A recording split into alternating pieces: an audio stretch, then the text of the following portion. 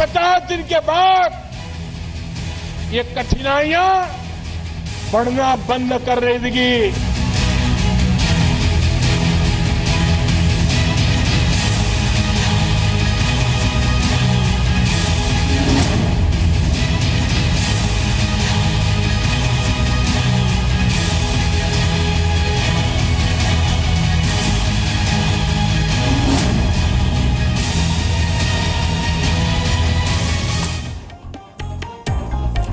नमस्कार। Note ban के बाद सबसे बड़ा ओपिनियन पोल, नोट बैन पर इंडिया का इंटरव्यू, जिसकी एक एक डिटेल हम आपको देंगे अपनी स्पेशल रिपोर्ट में। 8 नवंबर को देश में कैश क्रांति की शुरुआत हुई थी और अब सिर्फ 40 घंटे हैं आपके पास में 500 और 1000 के पुराने नोट पड़े हैं तो कल तक बैंक जाकर इसे जमा कर सकते हैं।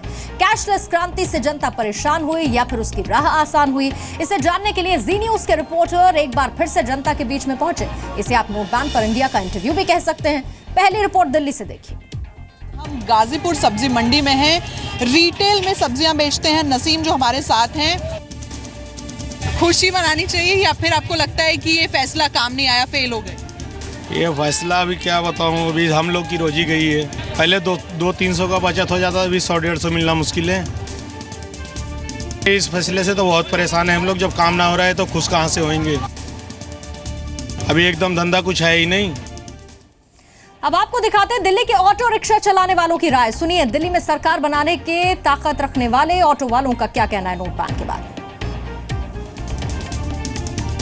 ये है राजीव, दिल्ली की सड़क पर ऑटो चलाते हैं। 8 लोगों का परिवार है। पहले हर दिन 1000 रुपए तक की कमाई होती थी, अब 400-500 रुपए तक ही कमा पाते हैं। लेकिन नोटबंदी के बाद राजीव के लिए नया बदलाव ये है कि वो कैश के साथ अब कैशलेस किराया भी लेने लगे हैं। आपके पास स्मार्टफोन पहले से था या कैश बंदी लागू होने के बाद लिया? पहले भी हमारे पास स्मार्टफोन था। स्मार्टफोन था? हाँ। लेकिन बाद में जब लोगों ने कहना शुरू किया कि कैश नहीं है तो आपने रास्ता ढूंढा। क्या करते हैं, सवारी सब पेटीएम बोलती है। पेटीएम से हमारे पास फोन था नहीं, जब फिर मैंने फोन लिया। हाँ। 4-5 महीने हो गए, उससे मैं पेटीएम से ही चला रहा हूँ। जी मीडिया रिपोर्टर पवन नारा ने राजीव को ई बटुए से ही पेमेंट किया। कितने रुपए में हमारे? कितने हुए आप बताओ? 50 कर दो। कितने? 50? राजीव के मुताबिक वो नोटबंदी के फैसले और हो रहे बदलाव से खुश हैं। इसलिए खुश हैं कि काला धन था, हमारे पास इतना है ही नहीं। जो लोगों के पास अरबों रुपए या खरबों रुपए, वो मजे कर रहे हैं। हम मुसीबत झेल रहे हैं, इधर उधर भटक रहे हैं, सवारी ढूंढ रहे हैं, ये कर रहे हैं, वो कर रहे हैं। और जिस देश में एक चाय वाला पीएम बन चुका है, वहां पर नोटबंदी के फैसले पर चाय बेचने वाले क्या राय रखते हैं, ये भी आप देखिए। यूपी के मैनपुरी में चाय बेचने वाले हरी सिंह की दुकानदारी पहले के मुकाबले आधी रह गई है। अब ज्यादातर लोग उधार में चाय पीते हैं। बहुत बड़ा असर पड़ा, आधी भी दुकानदारी नहीं है। अब तो है दिक्कत, तो झेल तो रहे हैं।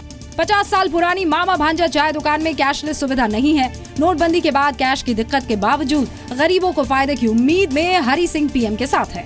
उनका निर्णय सही है हमारे हिसाब से। तो भाई कम से कम गरीबों का तो भला हो थोड़ा बहुत। और रुक करते हैं वाराणसी का। पीएम मोदी के संसदीय क्षेत्र में 2 चीजें मशहूर हैं, एक तो बनारसी साड़ी, दूसरा बनारसी पान। देखते हैं नोट बैन के बाद कैसा चल रहा है इनका काम। ये है राम मूरत शर्मा, 57 साल की उम्र है, घर में पत्नी और 2 बच्चे हैं। 20 साल से इनकी पान की दुकान है। अपनी दुकानदारी वाले करियर में पहली बार इन्होंने नोटबंदी देखी, लेकिन इनके व्यवसाय पर नोटबंदी का कोई फर्क नहीं पड़ा। पान वाले राम मूरत शर्मा पूरी तरह सरकार के साथ है। सरकार एकदम सही जा रही है, कोई खास परेशानी नहीं। इतना तो होनी ही चाहिए, देश हित में सही है कि नोट निकल रहे हैं, सब रखे हुए नोट। नोटबंदी के बाद बनारसी साड़ियों की दुकान में सन्नाटा धीरे धीरे छटता जा रहा है। दुकानदार संतोष कुमार सिंह के मुताबिक महीने में पहले 5 लाख रुपए का फायदा होता था, लेकिन अब मुश्किल से 2 लाख रुपए की कमाई ही हो पाती है। लेकिन कोई बात नहीं, 50 दिन बाद स्थिति बदलती दिख रही है। शुरुआत थी वो करीब वैसी नहीं है, जो अब जाके स्थितियां कुछ सामान्य हुई हैं, लेकिन अभी और समय लगेगा। जी बिल्कुल खुश हैं, जो देश हित में है वो सही है। और नोटबंदी के बाद मुंबई में गणपति बप्पा के दरबार से भी बदलाव की रिपोर्ट आ रही है। नोटबंदी से निपटने के लिए कैशलेस क्रांति की पूजा हो रही है। मुंबई में गणपति बप्पा के दरबार यानी सिद्धिविनायक मंदिर में प्रबंधन से लेकर श्रद्धालुओं तक सभी कैशलेस चढ़ावे की तरफ तेजी से बढ़ रहे हैं। ये है वो इलाका जहाँ पर लोग पूजा के लिए बुकिंग कराते हैं, डोनेशन देते हैं और इस जगह पर मंदिर की ओर से स्वाइप मशीन, कैश और चेक सारे ही एक्सेप्ट किए जाते हैं। मंदिर में स्वाइप मशीन है, क्रेडिट कार्ड, डेबिट कार्ड और मोबाइल से ऑनलाइन पेमेंट की सुविधा भी है, जिसका इस्तेमाल श्रद्धालु कर रहे हैं और इसलिए नोटबंदी में कैश की किल्लत के बाद भी ये लोग सरकार के फैसले से खुश हैं। बहुत चेंज आया है, इससे और ज्यादा हेल्प हो रही है। हमें भी कैश प्रॉब्लम है because of the currency change, so cheque and that card swipe इससे और इजी हो रहा है। अभिषेक पूजा करते हैं हर साल, तो पहले कैसे हम लोग कैश देके किया करते हैं, अभी इस साल हमने चेक देके किया। कैशलेस हो रहा है वो बेहतर हो रहा है, चेक से जो काम चल रहा है वो एकदम फर्स्ट क्लास है। और अब आप मिलिए जम्मू के एक प्राइवेट स्कूल की टीचर शर्बानी शर्मा से, जो बच्चों को कोर्स के साथ साथ अब कैशलेस क्रांति भी पढ़ा रही हैं। जम्मू की शर्बानी शर्मा इन बच्चों को सिर्फ स्कूली पढ़ाई नहीं पढ़ाती, बल्कि कैशलेस होकर जिंदगी जीना भी सिखा रही हैं। अभी तो कैश पे यकीन कर रहे हैं हम, अभी तो कैशलेस है नहीं, इनको भी कुछ नहीं पता था। अभी मैंने इनको सिखाया था थोड़े दिन पहले कि पेटीएम के थ्रू ये सब कैशलेस चल रहा है, तो इनको भी खुशी हुई कि मैम हम ऐसे ही करेंगे, अपने घर में जाके भी बताएंगे। जैसे अभी मुझे मैम ने समझाया मैं वही फॉलो करूँगा, अपने माँ बाप को भी बताऊँगा कि ये कैसे करना है। हम पेटीएम के थ्रू कुछ भी कर सकते हैं, अगर हमें कपड़े खरीदने होंगे या फिर हमें कुछ भी फीस देनी होगी स्कूल में, तो वो हम पेटीएम के थ्रू दे सकते हैं। शर्बानी शर्मा के माता पिता भी सरकारी स्कूल में टीचर है। नोटबंदी के फौरन बाद इन्हें भी थोड़ी परेशानी हुई, लेकिन अब इन्हें कोई दिक्कत नहीं है। नोटबंदी के बाद निजामों के शहर हैदराबाद में भी बहुत कुछ बदला है। आपको दिखाते हैं हैदराबाद के सलून से ये रिपोर्ट। नोटबंदी के 50 दिन पूरे हो रहे हैं और नोटबंदी के वजह से हर तबके पर, हर वर्ग पर असर पड़ा है। तो इस वक्त हम हैदराबाद के एक सलून में हैं, जहां पर हर किस्म के लोग आते हैं, हर वर्ग के लोग आते हैं। नोट बैन के बाद हैदराबाद का ये सैलून भी कैश से कैशलेस की ओर बढ़ रहा है।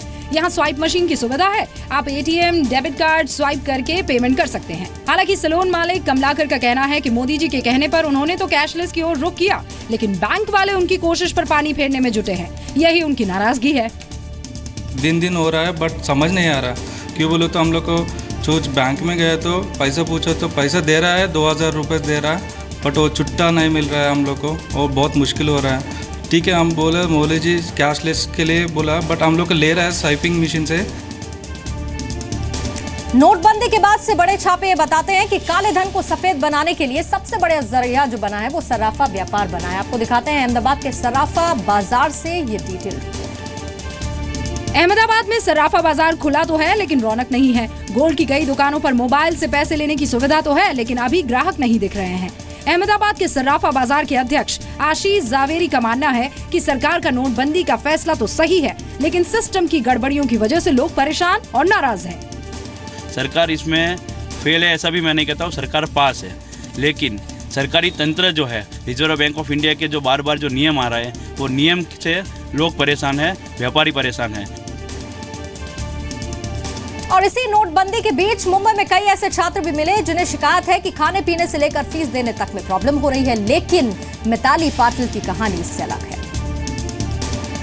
नोटबंदी के बाद मिताली पाटिल की जिंदगी कई मायनों में बदल गई है। 17 साल की मिताली मुंबई के रुइया कॉलेज में माइक्रोबायोलॉजी से बीएससी की पढ़ाई कर रही है। मिताली के मुताबिक कॉलेज के नोट्स की फोटोकॉपी से लेकर मोबाइल रिचार्ज तक ज्यादातर काम ई बटुए से हो रहा है।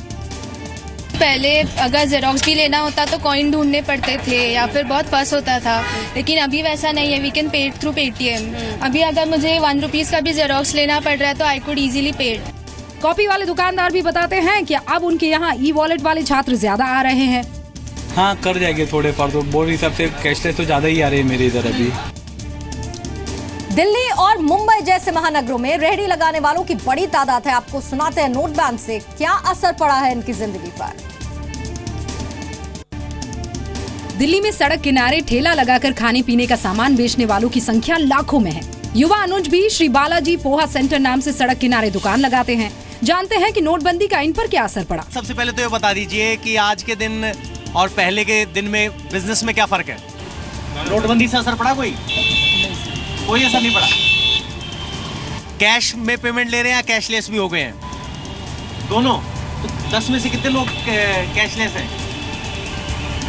इतना तो दिन भर कोई काउंटिंग तो करेंगे नहीं। हाँ, काउंटिंग। फिर भी औसतन 10 में से कितने लोग औसतन पूछा जाए? 10 में से मान के चलिए 5-6 लोग, 7-8 लोग दे देते हैं। कैश और 2 या 3 पेटीएम दे रहे हैं। अच्छा, सरकार पास या फेल नोटबंदी में? पास है।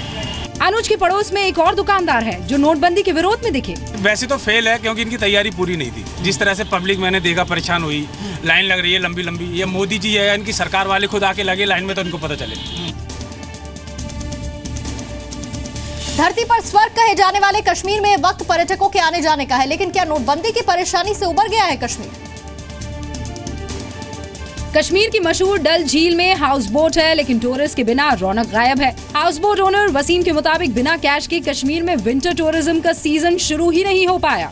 हम तो दुखी है। कश्मीर में जो बैकबोन है दैट्स टूरिज्म, इस फैसले में तो हमारे जो ये आप बोलिए बैकबोन ही टूट गया। डल झील के हाउस बोट में कैशलेस व्यवस्था के बावजूद टूरिस्ट नहीं आए। समस्या ये भी है कि सभी के पास कैशलेस पेमेंट की सुविधा नहीं है। जैसे घोड़े वाले हैं वो तो कोई कार्ड एक्सेप्ट नहीं कर लेंगे, शिकारे वाले हैं, टैक्सी वाले हैं, सब कैश ही लेते हैं। ये तो हमारे पास बहुत नुकसान हुआ इसके लिए। 100% सरकार फेल है। पीएम मोदी कह रहे हैं कि नोटबंदी से देश बदल रहा है। आपको दिखाते हैं जयपुर रेलवे स्टेशन पर कैसा ये बदलाव दिखा। नोटबंदी के 50 दिन बाद राजस्थान के बड़े रेलवे स्टेशन पर कार्ड स्वाइप करके लोकल और रिजर्व टिकट्स लिए जा रहे हैं। जयपुर के BM दासौर टिकट खरीदने के लिए लोगों से कार्ड इस्तेमाल करने की अपील कर रहे हैं। लोगों को ज़्यादा से ज़्यादा कार्ड के थ्रू टिकट लेना चाहिए और कैश के लिए ज़्यादा परेशान होने की आवश्यकता नहीं है। लोकल टिकट के लिए रेलवे ने स्मार्ट कार्ड भी जारी किया है। BM दासौर ने नोट बैन को सही फैसला बताते हुए कार्ड से टिकट लेने पर रिजर्वेशन देने को कहा। कार्ड से टिकट लेने वालों के लिए कुछ परसेंटेज रिजर्वेशन भी किया जा सकता है ताकि ज़्यादा से ज़्यादा लोग कार्ड से टिकट लें। नोटबंदी के बाद सबसे बड़ी दिक्कत ये थी कि बैंकों में लिमिट के मुताबिक पैसे नहीं मिल रहे थे और ATM भी ज्यादातर खाली थे, लेकिन अब नजारा बदला सा है। ये नोएडा सेक्टर 18 के एक्सिस बैंक के बाहर की तस्वीर है। बैंक के बाहर कोई कतार नहीं लगी है, लोग आसानी से जा रहे हैं और अपना काम वहां पर करवा रहे हैं। यहाँ पर ATM के बाहर लाइन अभी भी है, लेकिन उसकी वजह ये है कि ATM अंदर लोड हो रहा है। जो लोग कतार में खड़े हैं उनसे पूछते हैं, रोजाना मिल रहे हैं तो सारे ATM में मिल रहे हैं, हमें कोई प्रॉब्लम फेस करना नहीं पड़ रहा है। डेली पैसे निकालता हूँ मैं तो, आसानी से मिल रहे हैं। हाँ आसानी से मिलता है। इजीली हो रहा था सब काम। बीजेपी ने अच्छा किया है, मोदी साहब ने।